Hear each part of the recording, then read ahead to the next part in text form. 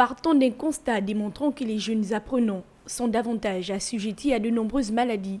L'UNICEF et ses partenaires régionaux se sont appuyés sur cette problématique pour démontrer que les habitudes alimentaires des adolescents, surtout en milieu scolaire, ont un impact négatif sur la santé de ces derniers.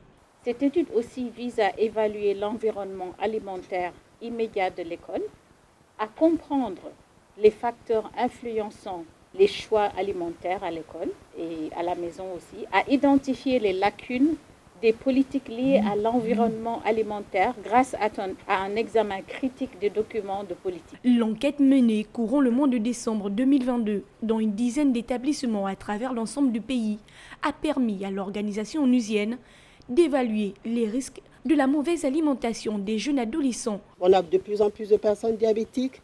On a aussi beaucoup de familles qui ont des gens qui ont des cancers. Et tout ça, c'est lié en partie justement par les modes d'alimentation et aussi les modes de vie. Les parents n'ont pas toujours le contrôle sur ce que leurs enfants consomment, surtout en période scolaire. C'est pourquoi ces jeunes eux-mêmes devraient s'auto-éduquer. Puisque ces enfants passent une bonne partie, on peut dire les 3/4 de leur journée au sein des établissements, il est intéressant de savoir qu'est-ce qu'il leur est proposé comme alimentation au sein des établissements.